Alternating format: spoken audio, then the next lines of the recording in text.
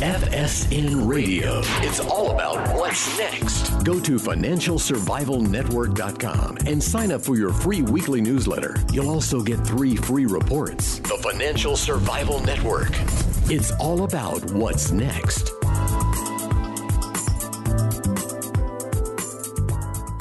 We are back. You are listening to the Financial Survival Network. It's Kerry Lutz here. It is Tuesday, June 24th, and that means we have Danielle Park with us. Danielle, how are you? Hey, Kerry, I'm good, thanks. Hey, so it's a world of clunkers. We got clunkers, but we got no cash, which means Abominomics did not work, did it?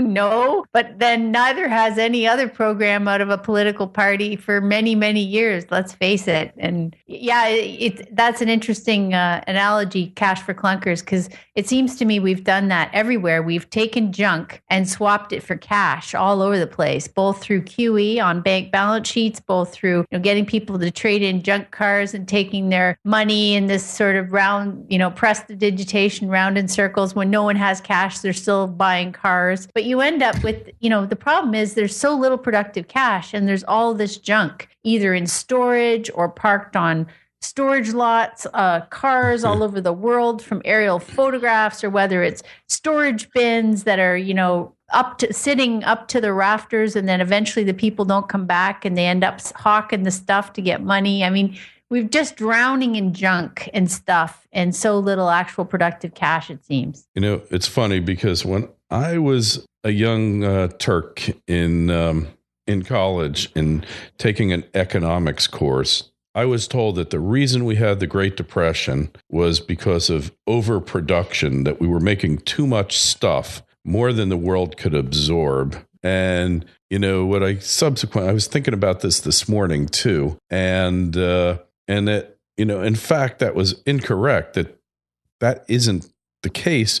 The reason that we were making too much junk is because interest rates were too low, which encouraged businessmen to build too many factories to make too much junk. And that's exactly what we've done now, right? Well, yes, but I would suggest it is partly that we built too much stuff, but it was all based on a credit bubble back then, and it's based on a credit bubble now as well.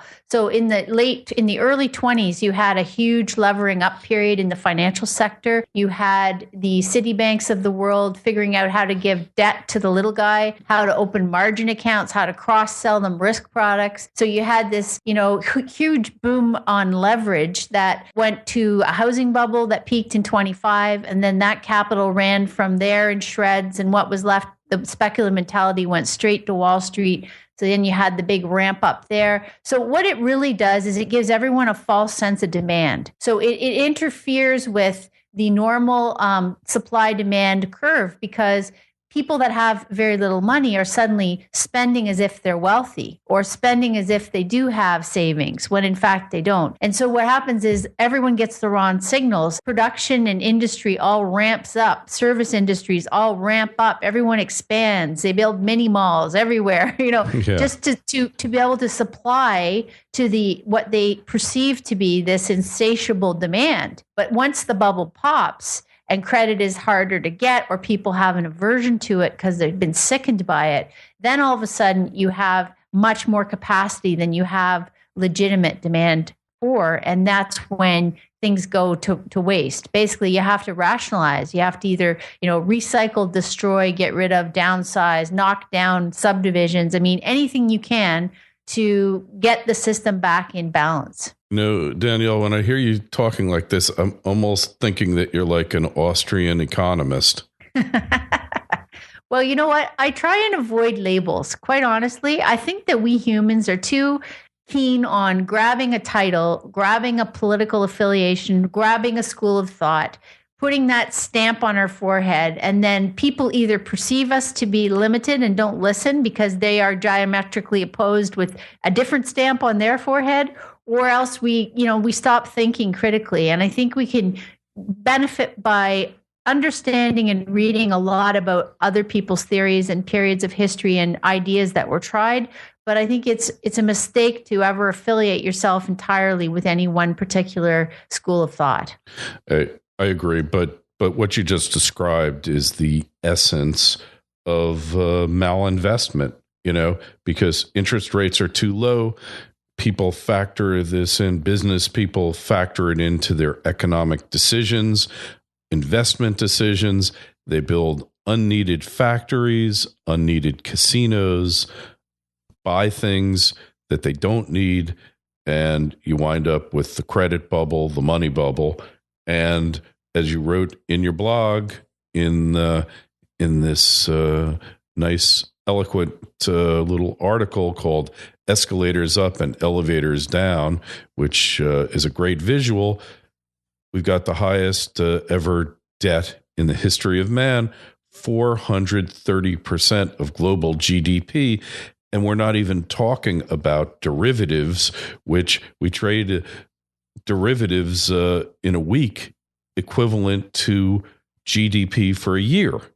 Yeah. So there is like no way out of this except to liquidate the debt, which nobody even wants to utter a word about, right? Right.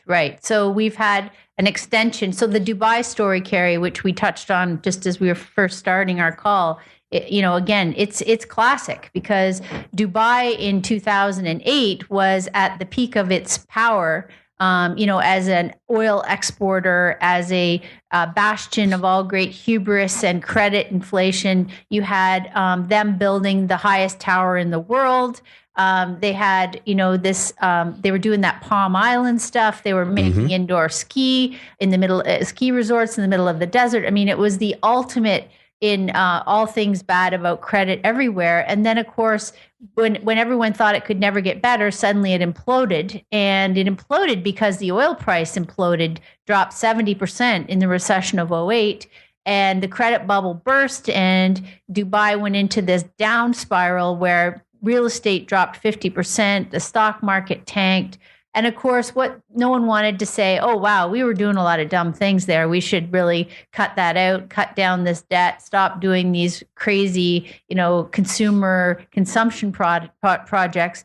But instead, they just got a line of credit. They got an extension. They got a 5-year loan that basically papered over the problem. And now that 5-year loan carry is coming due again in this year, December of 14. And when you look at the stats, you say, geez, Dubai has more debt now than it had 5 years ago. So clearly there hasn't been any restructuring, just like there hasn't been any significant restructuring in America or in Canada, where we've added on tons of debt, or in the Eurozone, where they've added on tons of debt.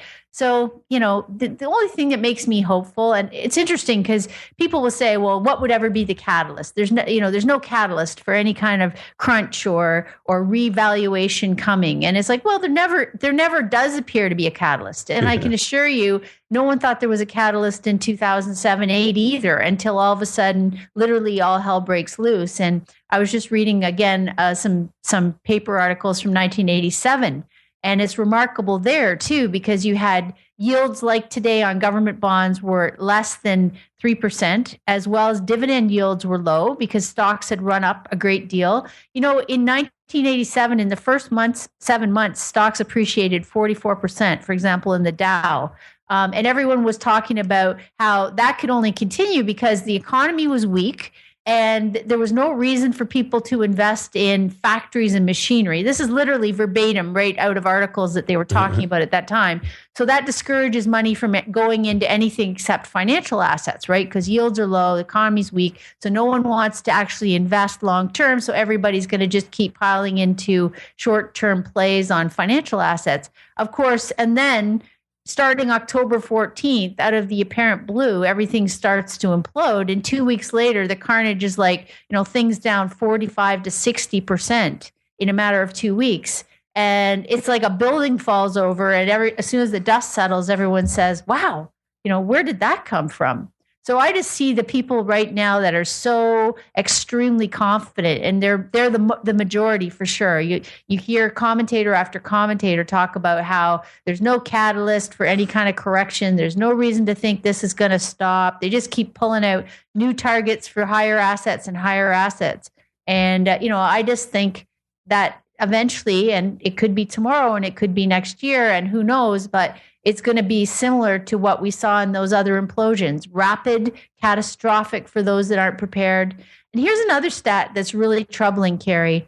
pension funds, as we've talked about before, which are underfunded to the tune of more than, the public pensions in the U.S. is something like $1.5 trillion in the red right now, the public pension system, even with this mammoth recovery in stocks the last 2 years. The problem is that they have now reached for yield to the point where they're 75% weighted towards the riskiest assets. 75%. And even doing that, they haven't caught up the deficits they needed to. But what happens in the next downturn, the next implosion period? They're going to be left flat-footed again. And, maybe then we'll get some actual, restructuring, because so far that hasn't come. Well, they'll just hedge, right? And then what happens when those counterparties collapse in the next downturn because there has been no reform, and the weakest counterparty, the weakest link in the chain, is going to cause the whole thing to collapse. Danielle, you've been saying it for years already, and more about this when we return on the Financial Survival Network. FSN Radio. Are you worried about the coming dollar collapse? Then Borderless Holdings, formerly known as Owings Metals, is the place to go. Gold and silver are the key to protecting your wealth from a declining dollar. Call them now at 855-604-6343. The Borderless Holdings team will eliminate the anxiety and take the guesswork out of your precious metals buying decision. I recently purchased silver bullion from them at the lowest possible price. Would you believe I got my metals delivered in less than a week? Seth Peritzman, Kevin Drost, and the guys at Borderless Holdings are great people who pride themselves on providing the highest level of service to all their clients and always exceed your expectations. Call them now at 855-604-6343. That's 855-604-6343, or visit them at www.borderlessholdings.com and tell them Kerry sent you. FSN Radio. When your accountant wants tax-free income, this is what he does. Accountants know the law. They also know that any American could legally get paid up to 3 times per month, 100% tax-free. That's 36 tax-free checks each year. It doesn't matter what you make already. This simple strategy could work for anyone. Go to www.irsrevenge2.com to learn how. That's irsrevenge2.com. The Financial Survival Network. It's all about what's next. We're back on the Financial Survival Network. We're talking with Danielle Park. We're talking about the next phase of the collapse. It's going to be here before you know it. That's for certain. So, Danielle, these derivatives, everybody's using it to hedge their bets. I mean, you can be sure these pension funds have been buying them right and left. Wall Street's been shoving them down their throats, saying it's your insurance policy against the next market collapse, right? I mean, these people, you make presentations to them, right? Yeah. Right? You see the guys in the suits, right? So I think that is true, that each time there's a new belief system that helps billow the bubble. And this time there seems to be a preponderance of, first of all, belief in the central bank put, which seems to be widely espoused. But even those who are concerned about downside, or perhaps are fiduciaries and are supposed to be concerned about downside, are more inclined, rather than selling or reducing risk exposure, even though we're at this 5-6 year high and prices have been incredibly strong in the past while, rather than downsize that risk, they're afraid of looking wrong for any period of time. So they are buying these expensive hedging strategies. And what I find ironic about that is that they have never actually worked. I remember, for example, the Harvard Fund, when Mohamed Al-Arian was there in 2008. And one of his contributions was, he'd come from PIMCO to Harvard, and then he did this, very complex strategies because they'd been aggressively long trying to catch up losses from the prior cycle. So they were aggressively long. So then they get very complex and say, okay, well, we aren't going to sell. We can't do that. So we'll just buy all these other expensive instruments that'll protect us. But of course, everybody's doing the same strategy. So they all basically, the correlations all break down, and things that you didn't think were going to happen.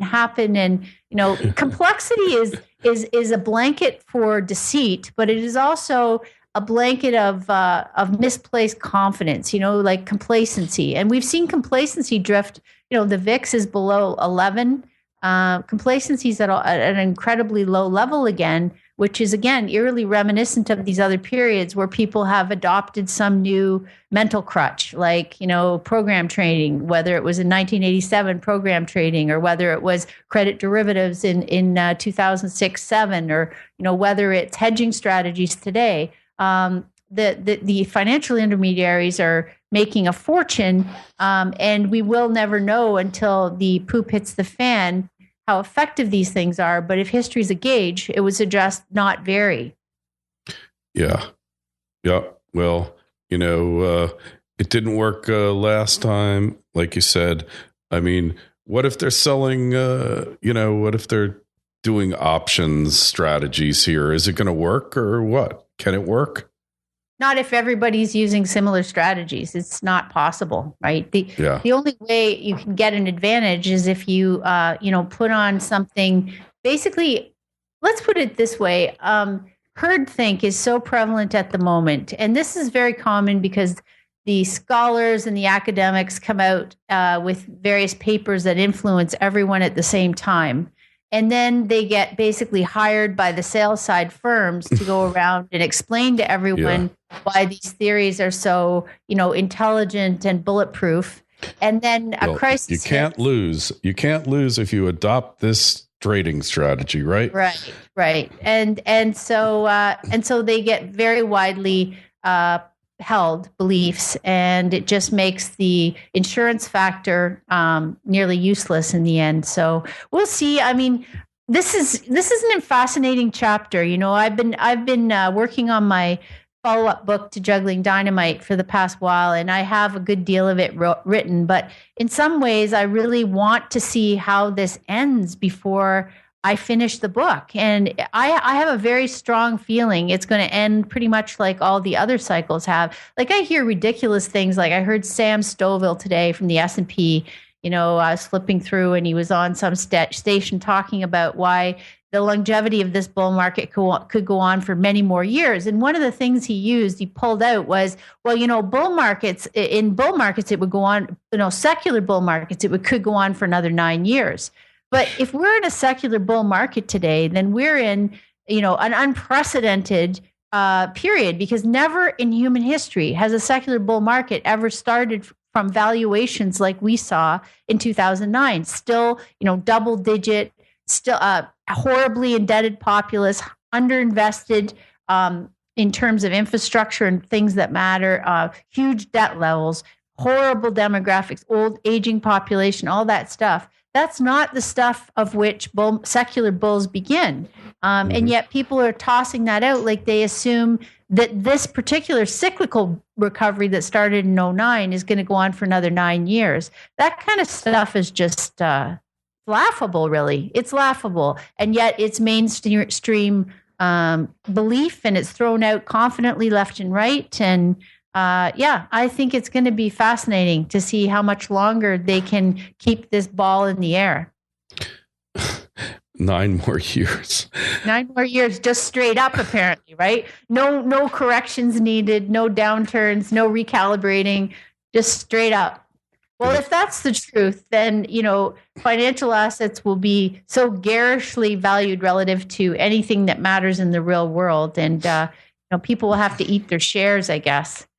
I mean, I don't remember the last time we had a correction of more than 10% on share prices. Do you? I believe it's been 2 years. I think it's been 2011. Yeah, right. And that in itself is maybe 12, but about that long. Yeah, a long time. That's pretty anomalous in itself to go that long. It is. It's very unusual indeed. And yet, if you do the math, and this is another fascinating thing, very few people like to do the math, but if you do the math, in this day and age, even if you are saying, okay, you know what, I'm going to strap myself to the front of this roller coaster. I'm going for a hard risk. I'm going 75 to 100% fully risk loaded because I have to catch up losses. I'm undersaved. I want to just, grin and bear it to get to the goal. Okay. But the problem is that the way math works is that now with the valuations the way they are, stocks are likely to deliver negative returns. So they're paying something like 2% dividend yield right now, but that plus capital losses over the next 7 years means you're more likely to get negative returns over the next 7 years and possibly like not even 2% returns over the next decade. So in other words, even if you were prepared to grin and bear it and strap on risk and say, I'm not going to blink and I'm not going to do anything, you're going to make less very likely than than risk-free, cash deposits and high quality deposits at your bank and wherever you can put capital where it basically treads water is likely to do better over time from these valuations than all the risk assets. And so that's why, it's irrational what's happening. It's irrational for people to double down, take less than they can get on the least risk deposits to strap themselves to years of incredible volatility and the high likelihood of negative returns from here. So that's why it's not as easy as you just add more risk. People say, well, you just add more risk to catch up your losses. No, actually, it doesn't work. So you have to actually let prices correct before adding more risk makes sense. Yeah, well, there's always Bitcoin. Right. I haven't or Litecoin or Bitcoin, I don't know. It's trading below $600, so maybe it's a buy. Hey, I don't know. My son was telling me that he's been playing on certain competitive video games online or something, and that he's been winning money. So I said, well, where's this money? It's not in your bank account, because I happened to see his online banking profile. And he says, no, it's in my PayPal account. So this was news to me. He's laundering money right under your nose, Danielle. That's it. They go directly into your PayPal account. And if he wants to buy something, he buys it from his PayPal account. So you don't actually have to use the bank. You don't have to settle it back to your bank account and go from there. So I thought that, he said, Mom, it's like a virtual currency. I thought that was quite interesting. When you get a knock on the door from the Royal Mounted Police, you will understand why, Danielle. Yeah. Well, hey, PayPal is doing it. So I guess that it's a legit business model from the way they justify it. I don't know. Yeah. Well, my son, he basically didn't want to work at the ski shop anymore. He really was bored by the job. So he started working for textbroker.com. This is his senior year in high school, writing research for people. And he got paid anywhere from $8 to $16 a project. And he got paid on PayPal. And then he got a PayPal debit card. And he'd use that card to go buy food and pay for gas. And he didn't even put it in his bank account. So I know what you're talking about. Yeah. So get your son a PayPal debit card. That's pretty interesting. Yeah. See, there you go. Elon Musk again. Invented something useful for humanity, right? To the rescue. No more banksters, right? That's it. Cutting out the banksters was the first step. Forming the energy systems of the world is the next step. So and then colonizing Mars, I guess. Yeah, Shakespeare had it wrong. First, kill all the bankers and then the lawyers. And on that note, jugglingdynamite.com. You find Danielle's extensive work there. And of course, the link will be found on financialsurvivalnetwork.com. Don't forget to subscribe to our respective newsletters. Danielle, we'll talk to you in a couple of weeks. Be well. Thank you, Kerry. Take care. FSN Radio. It's all about what's next. Go to financialsurvivalnetwork.com and sign up for your free weekly newsletter. You'll also get 3 free reports. The Financial Survival Network. It's all about what's next.